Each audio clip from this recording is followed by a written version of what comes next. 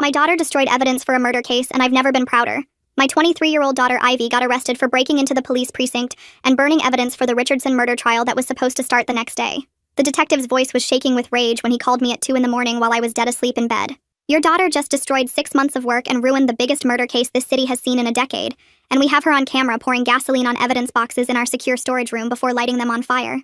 I threw on clothes and raced to the station where I found Ivy handcuffed to a metal bench with burn marks on her hands and ash in her hair, but she was sitting perfectly straight with this look on her face like she'd just won the lottery. The arresting officer was screaming at her about federal charges and 20 years in prison, while other cops stood around looking at her like they wanted to throw her through a wall. Ivy, what the hell were you thinking? I asked, kneeling in front of her while the detective paced behind me, rattling off charges including breaking and entering, destruction of property, obstruction of justice, and arson. She looked at me with those sharp brown eyes she got from her father and spoke loud enough for everyone to hear. The evidence was fake and everyone here knows it. The detective stopped pacing and turned toward her slowly. You don't know what you're talking about. You're not a cop. You're just some girl whose husband works here. My husband came home crying last night because he couldn't understand why nothing about this case made sense, Ivy said calmly while the detective's face turned red. The blood on the knife was dripped on after it was already in the evidence bag because the pattern shows it fell straight down, not at an angle like it would during a stabbing.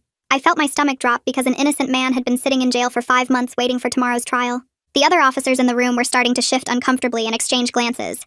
You destroyed evidence because you think you know better than trained detectives? The detective shouted, slamming his hand on the desk. That evidence was going to convict a killer tomorrow. Ivy shook her head and looked directly at the captain who'd just walked in to see what the commotion was about.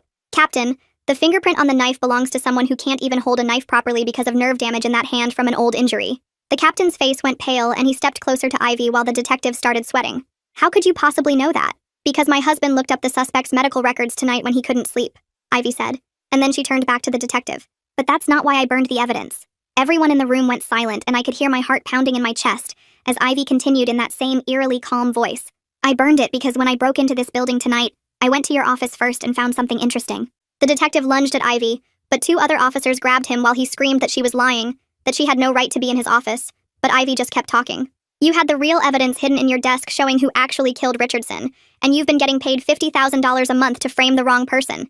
You're insane! The detective shouted, struggling against the officers holding him. You just destroyed the only evidence in a murder case! Ivy reached into her pocket with her cuffed hands and pulled out a flash drive. This has photos of everything I found in your desk, including the burner phone with texts about payment for framing an innocent man, plus the real forensics report you tried to hide. The captain grabbed the flash drive while the detective went from red to white and started babbling about how this was illegal, how she'd broken into his office, but other officers were already backing away from him like he had the plague. My husband checked your bank account yesterday and found deposits that matched dates when someone made large cash withdrawals, Ivy continued while the detective's world crumbled around him. You were going to send an innocent man to prison for life tomorrow morning while the real killer walked free. The captain was scrolling through the flash drive on his computer, his face getting paler with each image. These texts mention meeting locations and payment amounts, and there are photos of you with someone exchanging envelopes. You think you've won? The detective snarled at Ivy, finally breaking free and getting right in her face. You destroyed the physical evidence, which means nobody goes to jail now. Ivy smiled, and it was the coldest thing I'd ever seen on my daughter's face. I took photos of everything before I burned it, including the chain of custody forms that you forged, and the original crime scene photos you deleted from the computer, but forgot were backed up. The detective pulled out his service weapon and pointed it directly at Ivy's head, while everyone started screaming and the captain shouted for him to drop it while my daughter sat there completely still, staring him down. You want to know who's been paying him? Ivy said quietly as sirens wailed outside.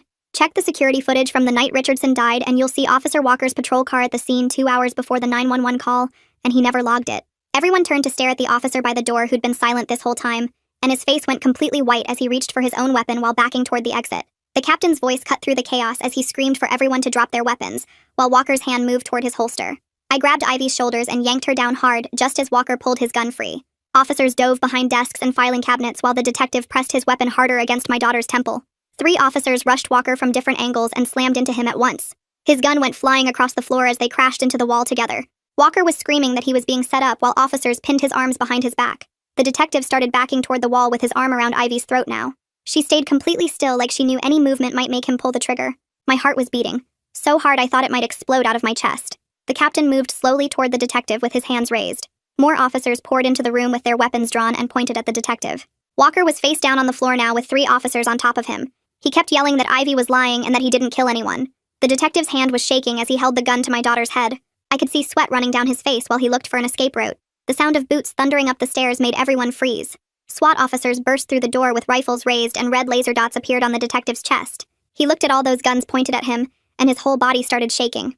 The gun dropped from his hand and clattered on the floor. Ivy stumbled forward as he released her, and I rushed to catch her in my arms. She was trembling now, and I could feel her heart racing against my chest. She whispered that she was okay, and that everything would work out somehow. The SWAT team moved in and forced the detective to the ground while zip-tying his hands. They dragged Walker to his feet and marched both of them toward holding cells. Other officers started processing the scene and taking photos of everything. They led Ivy to the booking area where they took her fingerprints and mugshot.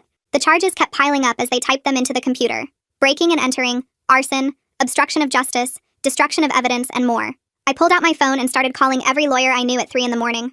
Most didn't answer, but my friend from college picked up on the third ring. She gave me the number for Sabine Westbrook and said she was the best defense attorney in the city. I called Sabine immediately and explained what happened as fast as I could. She said she'd be there within an hour and told me not to let them question Ivy about anything. I ran back to tell Ivy not to say another word until her lawyer arrived. They had her in an interrogation room already, but I banged on the door until they opened it. I told them her attorney was on the way, and they couldn't question her without representation. The officers looked annoyed, but they had to follow the rules, so they took her back to holding. Sabine showed up exactly when she said she would, wearing a perfect suit at 4 a.m. She walked in like she owned the place and demanded to see her client immediately. The desk sergeant tried to stall, but Sabine shut him down with legal threats. She told me the case would be complicated but winnable given what Ivy exposed. The corruption angle would help, but Ivy still broke serious laws to expose it. Sabine went into the holding area to meet with Ivy while I waited outside. Through the window, I could see Ivy nodding as Sabine explained her rights and options. The detective was in a cell down the hall screaming about how Ivy destroyed the case. He kept yelling that an innocent man would go free because she burned the evidence. The captain came over and told officers to move him to isolation immediately. He made a call to Internal Affairs about the gun incident and corruption allegations. The whole station was in chaos with officers gathering in small groups throughout the building. Some looked ashamed while others seemed angry about everything that came out. The ones who probably knew something was wrong couldn't look anyone in the eye. They stood apart from the others and stared at the floor or their phones. I heard one officer tell another that he always thought something was off about that case. Another said he'd noticed weird things but didn't want to rock the boat. The sun was starting to come up when Ivy's husband rushed through the front door. His face was destroyed and his eyes were red from crying. He ran to the holding area and grabbed the bars of Ivy's cell.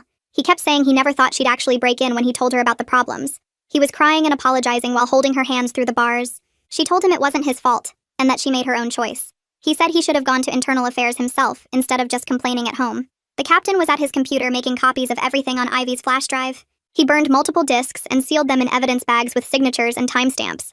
Internal Affairs officers arrived and immediately sealed the detective's office with crime scene tape. They started cataloging everything inside and taking photos of every drawer and surface.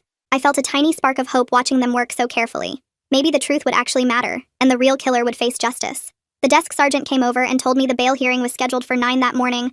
The judge would review the charges and set bail based on flight risk and severity.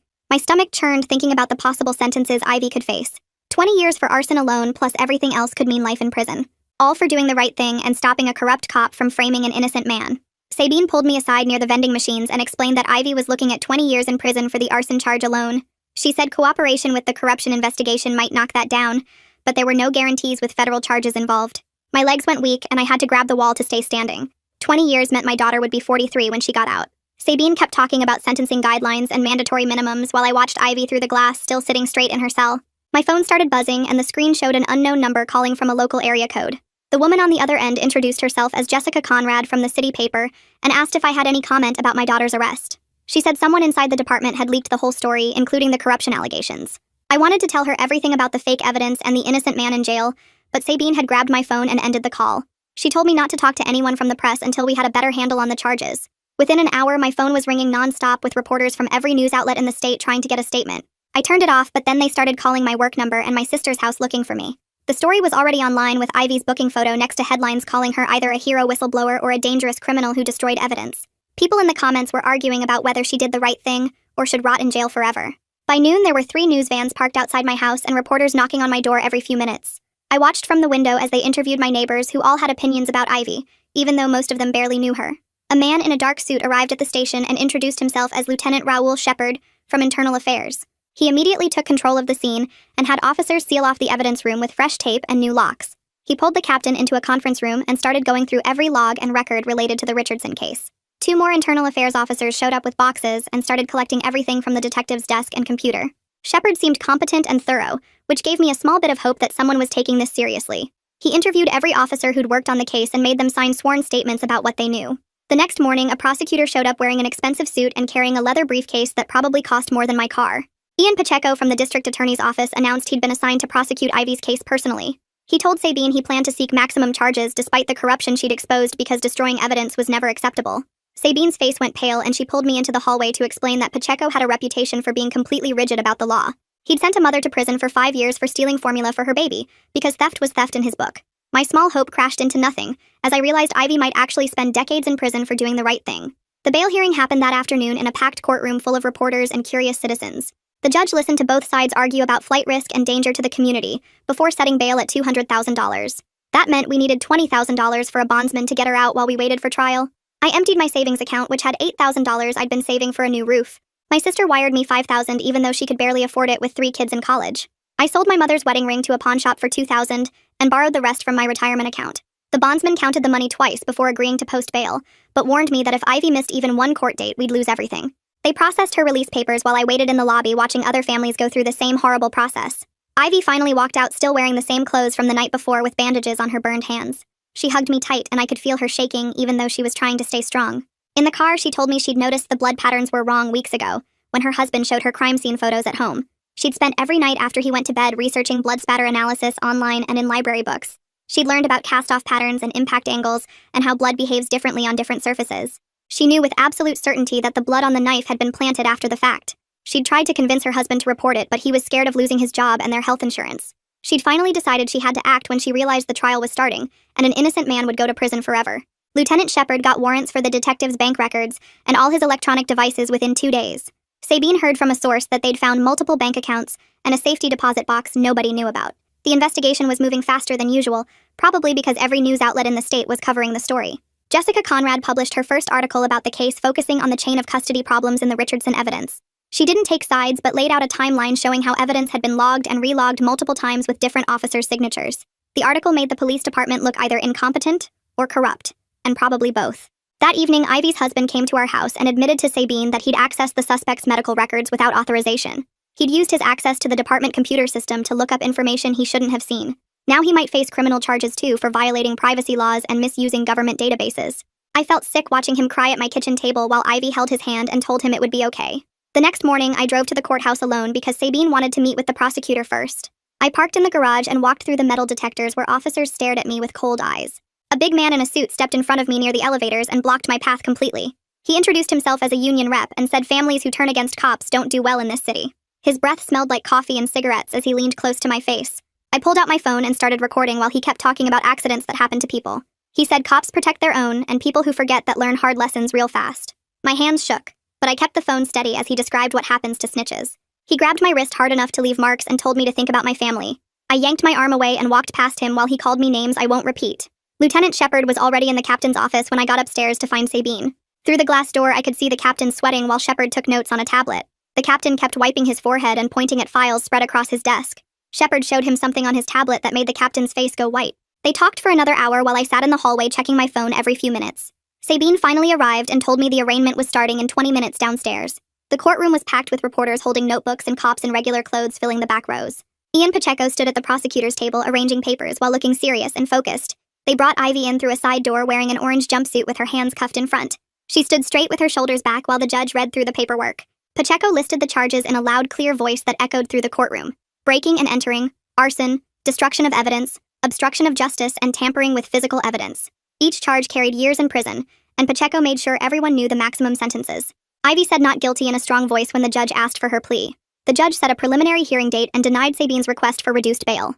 After they took Ivy back to jail, Sabine pulled me into a conference room down the hall. She said Pacheco might offer a cooperation deal if Ivy testified about everything she found. The idea of my daughter testifying against dirty cops made my stomach hurt. These were people with guns and friends who would do anything to protect each other. Sabine said it might be the only way to keep Ivy out of prison for decades. That afternoon, Shepard called Sabine with news about the investigation moving forward. They'd found Walker on traffic cameras near the warehouse mentioned in the detective's texts. The timestamp showed him there 2 hours before a large cash withdrawal from a nearby ATM. More evidence was piling up, but Ivy's case was moving faster than the corruption investigation. 2 days later, they moved Ivy to protective custody after she got jumped in the shower. 3 women whose cases the detective had worked attacked her with makeshift weapons. She had bruises on her ribs and a cut above her eye that needed stitches. The guards said they couldn't guarantee her safety in general population anymore. Protective custody meant 23 hours alone in a cell with 1 hour for exercise. I visited her through thick glass and she looked tired, but said she was okay. Her husband got the official letter that same day placing him on administrative leave. The department suspended him without pay pending an investigation into his role in accessing records. Now we had no income coming in and mounting legal bills that grew every day. I sold my car and took the bus to work while trying to figure out how to pay everything. The evidence clerk came forward the next week after Shepard guaranteed him immunity. He admitted the detective forced him to create fake chain of custody forms for multiple cases. The detective threatened his job and his family if he didn't cooperate with the scheme. He'd been doing it for 2 years and hated himself for going along with it. My anger at this whole rotten system finally pushed past my fear for Ivy's safety. How many innocent people were in prison because of these fake forms and planted evidence? Pacheco called Sabine with a plea offer that would let Ivy avoid serious prison time. She'd plead to felony tampering and get 5 years probation if she revealed everything. The catch was she had to explain exactly how she got the information and who helped her. She'd still be a convicted felon but might avoid spending years behind bars. Sabine brought the offer to Ivy, who read through it carefully at the jail. Ivy shook her head and said she acted alone when she broke into the station. She refused to give details about her husband's involvement in gathering information beforehand. She told Sabine to negotiate protection for him as part of any deal going forward. Without that protection, she wouldn't cooperate with anything the prosecutor wanted from her. Jessica Conrad called me 3 days later with news that made my hands shake. She'd gotten hold of the detective's burner phone records from someone inside the department who was sick of the corruption. The records showed huge cash deposits right after each text about meeting locations. She published everything online that afternoon, and within hours the story went viral with thousands of people demanding answers. The police department's phones rang nonstop, and protesters gathered outside the station with signs calling for justice. Internal Affairs moved fast after that, and got warrants for the detective's bank records at every bank in town. They found a safe deposit box at First National that nobody knew about. The whole city held its breath waiting to see what was inside that box. When they finally opened it 2 days later, they found $50,000 in cash bundled with rubber bands. There were also 12 different SIM cards in plastic bags with dates written on them. The worst part was a notebook with initials and dates that matched up with cases from the past 3 years. Walker's initials were right there next to the Richardson murder date along with the amount $20,000. I left the courthouse after hearing this news and noticed a dark sedan staying 3 cars behind me the whole way home. The car had tinted windows and no front license plate, which made me nervous. I pulled into a gas station and watched the sedan drive past slowly before circling back. My hands fumbled with my phone as I took pictures of the car and the back license plate. I sent everything to Sabine right away, and she called me back within minutes telling me to drive straight to the police station. She filed for a protective order that same day and contacted Internal Affairs about the car following me. Meanwhile, she also filed papers asking the judge to lower Ivy's bail because of the threats and her help with the corruption case. She argued that Ivy had exposed crimes way worse than what she'd done herself. The motion laid out how Ivy risked everything to stop an innocent man from going to prison for life. Ian Pacheco fought back hard against the bail reduction and filed his own papers the next morning. He said it didn't matter why Ivy burned the evidence because she still destroyed stuff that couldn't be replaced. His response was 20 pages of legal arguments about how the law is the law no matter what. Reading his rigid stance made me want to grab him by the shoulders and ask if putting innocent people in jail was his idea of justice. That same week, Officer Walker called in sick, and then just disappeared for a whole day. Nobody could find him, and everyone started worrying he might run before they could arrest him. Internal Affairs put out alerts at every airport and bus station within 500 miles. They checked his credit cards and found he'd taken out $3,000 in cash the night before. His patrol car sat in his driveway, but his personal truck was gone. The whole department went into panic mode trying to track him down before he got too far. Ivy called me from jail that night and told me exactly how she'd broken into the station. She'd been watching her husband reset the evidence room alarm for weeks and memorized the code. She climbed through an air vent in the women's bathroom after the night shift change when fewer people were around. The vent led right over the evidence room and she unscrewed the grate from inside. She disabled the alarm using the code and then found the Richardson evidence boxes stacked in the corner.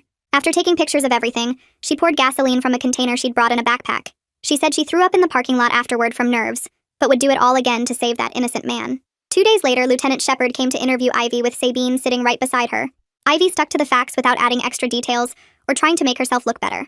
She explained finding the burner phone in the detective's desk drawer under some folders. She described the texts about payment and the photos of the detective meeting someone in a parking garage.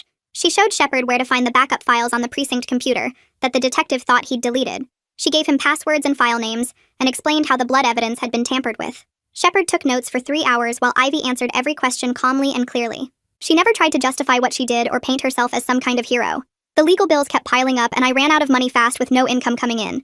I went to 3 different pawn shops with my mother's jewelry collection that I'd kept in a safety deposit box for 20 years. The diamond earrings she wore to my wedding got me $800. Her pearl necklace from my father brought in another $600. The worst was her engagement ring, which had been in our family for 3 generations. The pawn shop owner could see me crying as I handed it over, but business is business and he gave me $2,000. I walked out of that shop feeling like I'd betrayed my mother's memory, but I had to keep fighting for Ivy. Sabine needed another payment and the bills from the bail bondsman were due. 3 days later, the city council called an emergency meeting about the police corruption scandal, and the room was so packed that people were standing in the hallways and spilling out onto the sidewalk. I squeezed through the crowd to find a seat near the back, while angry voices shouted questions about how many other cases might have fake evidence. The council members sat behind their long desk, looking uncomfortable as citizen after citizen stood up demanding investigations into every case the detective had touched in the past 10 years. A woman whose son was in prison started crying about how the detective had handled his case, and now she didn't know if the evidence was real. The council voted to create an oversight committee, but people kept yelling that wasn't enough, and someone threw a water bottle at the podium. Security guards moved in to calm things down, while the mayor promised full transparency, but nobody believed him. The next morning, the police union held their own press conference on the courthouse steps, with dozens of officers in uniform standing behind their president. He called Ivy a dangerous criminal who destroyed evidence to help her husband avoid getting caught for something, though he never said what that something was. Reporters kept asking about the corruption evidence, but the union president just kept repeating that Ivy was an arsonist who belonged in prison. He claimed she'd put every criminal case in the city at risk by teaching others they could just burn evidence they didn't like. The officers behind him nodded along, but I noticed several weren't making eye contact with the cameras. That afternoon, Sabine released her own statement to the press from her office while Ivy sat beside her in a business suit we'd bought at a thrift store. Sabine explained that Ivy would testify truthfully about everything she found and would accept appropriate consequences for breaking the law. She emphasized that exposing corruption didn't excuse the arson, but context mattered when determining punishment. Ivy didn't say anything but sat there with her hands folded while cameras clicked and reporters shouted questions. Sabine kept the statement short and didn't take questions, leading Ivy out through a back door to avoid the crowd. 2 weeks passed before the grand jury finally convened to review the corruption evidence while Shepard presented everything Internal Affairs had found. I sat in the hallway for 8 hours waiting to hear if they'd indict the detective on criminal charges. Other witnesses came and went, including several officers who looked sick to their stomachs when they left the jury room. The evidence clerk spent 3 hours inside and came out shaking, so bad he could barely walk. Nobody would tell me what was happening, but I could see from their faces that bad things were being revealed. That night, Ivy's husband came to my apartment after his shift and sat at my kitchen table with his head in his hands. He told me the whole department had a culture of taking shortcuts to close cases fast, because the brass cared more about statistics than truth. Officers who questioned evidence or refused to go along got bad assignments or pushed out completely. He said at least a dozen cops suspected problems with the Richardson case, but nobody wanted to risk their career by speaking up. He started crying when he talked about how he should have done something sooner instead of just complaining to Ivy. The next day, Jessica published a front-page article with security camera images showing Walker's patrol car at the Richardson murder scene at 10:47 p.m., 2 full hours before the 911 call came in at 12:52 a.m. She'd gotten the footage from a nearby business that nobody had thought to check, because the official timeline said the murder happened after midnight. The images were grainy, but the car number was clear, and Walker was visible getting out and walking toward the building. My phone started ringing with death threats within an hour of the article going online, and I had to change my number. Someone spray-painted snitch on my car and slashed all 4 tires while it was parked outside my building. Then Walker showed up at the courthouse with a lawyer claiming he had information to trade for immunity from prosecution. His attorney filed papers saying Walker would testify about the detective's corruption network that involved multiple officers and several major cases. The prosecutor's office went into emergency meetings while reporters camped outside, waiting for any news about what Walker might reveal. I watched from across the street as Walker went in for his immunity hearing, looking pale and sweating through his uniform. 3 hours later, Walker admitted to a room full of investigators that he'd gone to the Richardson scene early to plant the knife on the detective's orders. He claimed he didn't know anyone was going to die and thought they were just setting up a drug dealer for a bigger bust. His story had obvious holes, like why he'd need to plant evidence before a murder that hadn't happened yet, but he gave them names and dates and details about the payment system. He showed them text messages and recorded phone calls that proved the detective had been running this scheme for years. Walker insisted he never killed anyone and was just following orders because the detective threatened to destroy his career if he didn't cooperate. That same afternoon, Pacheco announced he would prosecute Ivy separately from the corruption case and wouldn't offer any blanket immunity deal. He stood at a podium looking stern while explaining that destroying evidence was a serious crime regardless of the motivation behind it. My heart sank into my stomach as he listed the charges Ivy still faced and the potential prison time for each one. He said the corruption investigation and Ivy's prosecution were 2 different matters that shouldn't be confused. Sabine immediately shifted strategy and filed for deferred adjudication, where Ivy would plead to lesser charges and complete probation plus community service instead of going to prison.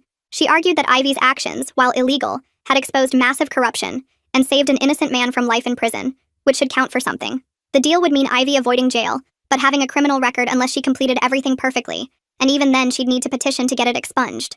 It wasn't ideal, but it was better than Ivy spending years behind bars for doing what she believed was right. Sabine had Ivy sit down at her office table the next morning with a yellow legal pad and told her to write everything down about why she burned those evidence boxes. Ivy wrote for 2 hours straight without stopping while I sat in the corner watching her hand move across the paper. She wrote about seeing her husband come home shaking after looking at crime scene photos that made no sense, and how she couldn't let an innocent man go to prison when she knew the truth. She didn't write that she was some kind of hero or that the system forced her hand, just that she made a choice and would accept whatever came from it. Sabine read through it 3 times before nodding and saying she'd submit it to the court. 2 days later, the grand jury met in a closed session while we waited outside the courthouse with reporters everywhere asking questions we couldn't answer. They took 4 hours reviewing everything Internal Affairs had found in the detective's office and bank records before voting to indict him on 12 counts, including bribery and evidence tampering.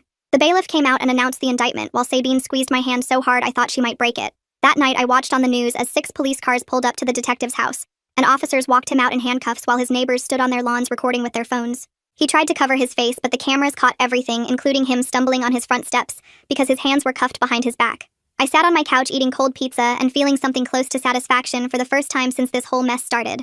Walker got suspended without pay the next morning, and his lawyer brought boxes of printed text messages to Internal Affairs, showing every payment and instruction from the detective going back 2 years. The messages showed dates and amounts and drop locations where Walker would pick up cash in exchange for planting evidence or losing reports. Lieutenant Shepard spent 3 days going through everything while Walker sat in a conference room pointing out which cases had been fixed and which suspects had been framed. The detective's whole operation fell apart piece by piece as Walker gave them names of other cops who knew but stayed quiet, and criminals who'd paid to make charges disappear. Pacheco called Sabine's office on Thursday to say he was filing formal charges against Ivy for arson and tampering with evidence, but would consider a plea deal if she cooperated fully. The reality hit me like a punch to the stomach that my daughter would still have a criminal record, even though she'd exposed massive corruption. Sabine spent the next week going back and forth with Pacheco's office trying to get the best deal possible while Ivy sat at home unable to work or leave the state. They finally agreed on 3,000 hours of community service spread over 5 years, plus monthly restitution payments and supervised probation, with the chance to get everything expunged if she completed it all perfectly. The deal meant Ivy wouldn't go to prison, but her life would be controlled by the court system for the next 5 years, with any mistake sending her straight to jail. We all sat around my kitchen table that Saturday night for the first time in weeks eating Chinese takeout and not really talking about anything important. Ivy's husband kept reaching over to touch her hand like he needed to make sure she was really there, while my sister asked careful questions about the legal process. Nobody wanted to say out loud how scared we all were, or how much this had cost us already with more bills coming. Ivy looked tired in a way that went deeper than just needing sleep, like something inside her had shifted permanently. The judge reviewed the plea agreement the following Tuesday in a packed courtroom, while Ivy stood next to Sabine in the same black dress she'd worn to her wedding. He added 1,000 hours to the community service requirement and monthly check-ins with a probation officer, plus mandatory cooperation with any investigation related to the corruption case. Ivy said she understood and accepted the terms without any hesitation, even though I could see her hands shaking as she signed the papers. The judge made it clear that any violation would result in immediate incarceration for the full sentence with no possibility of early release.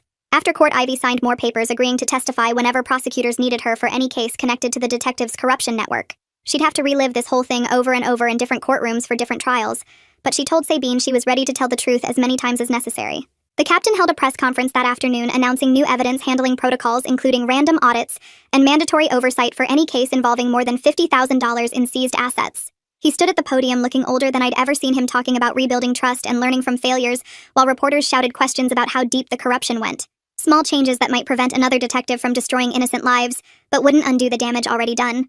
Ivy's husband got called into his supervisor's office the next morning, where they gave him a written reprimand for accessing records without authorization and told him he'd have to complete 40 hours of additional training on proper procedures. He came home that night looking relieved because he'd been sure they would fire him or worse, but the department needed officers who actually cared about doing the right thing. We could keep paying bills and Ivy could make her restitution payments without losing the house, which felt like the first good news we'd gotten in weeks. Jessica Conrad called me 3 days later asking for a comment on her follow-up article about Ivy's guilty plea and the corruption scandal. I told her we had nothing to say, but she published the piece anyway with a headline calling Ivy both criminal and hero in the same sentence. The article went viral with people arguing in the comments about whether burning evidence was ever justified even when exposing corruption. I started picking up extra shifts at the warehouse loading trucks, until my back hurt so bad I could barely stand, but we needed every dollar for the restitution payments. Ivy began her 1,000 hours of community service at a legal aid clinic downtown, where they had her filing papers and answering phones for people who couldn't afford lawyers. She came home that first week with dark circles under her eyes, but said she actually liked helping people understand court documents they couldn't read on their own.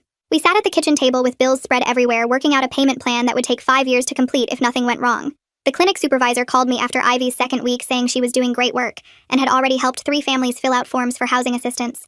I watched Ivy throw herself into the work like she was trying to make up for everything by helping as many people as possible. One night I heard crying from her room and found her sitting on the floor shaking with her knees pulled to her chest. She told me she kept dreaming about the fire getting out of control and burning down the whole building with people trapped inside. I held her while she sobbed about how she could have killed someone if the fire had spread to other rooms.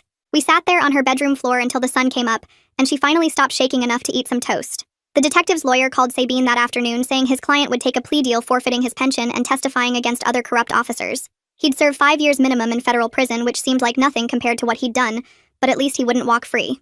Walker's testimony to the grand jury detailed how supervisors were ignored obvious signs of evidence tampering because they wanted high conviction rates. The The department announced new oversight protocols and external audits, but everyone knew real change would take years if it happened at all. Ivy threw herself even harder into her community service work and started staying late to help people prepare for court hearings. The clinic supervisor told me Ivy had a gift for explaining complicated legal terms in ways regular people could understand.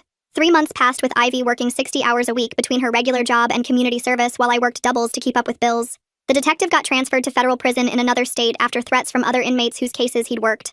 Walker got 18 months in minimum security and would probably be out in less than a year with good behavior. More officers got suspended as internal affairs kept digging through old cases, but most would keep their jobs with just written warnings. 6 months after that terrible night at the police station, our whole family gathered for Sunday dinner at my sister's house. Ivy's husband had gotten promoted despite everything, and they were slowly rebuilding their marriage day by day. We ate pot roast and talked about normal things like the weather and TV shows instead of court dates and legal bills. Everyone looked older and more tired, but we were together, and that meant everything after what we'd been through. I drove Ivy to the legal aid clinic the next morning and watched through the window as she helped an elderly woman understand her eviction notice. She sat patiently explaining each paragraph and writing down phone numbers for emergency housing assistance while the woman cried with relief. My daughter had burned evidence and destroyed her clean record, but she was using that experience to help people navigate a system that would have crushed them. Our future was harder now with years of payments ahead, and Ivy carrying a criminal record that would follow her forever. But watching her help that woman reminded me why I was proud of her for doing what she believed was right, even knowing the cost. The ashes of what she burned had exposed the truth and saved an innocent man from life in prison. We were building something better from those ashes, one small act of help at a time, even if it took the rest of our lives to balance the scales. Thanks for sticking with me through all this. It's definitely been a ride sharing these moments together. I'll see you around next time. Like the video, it helps more than you think.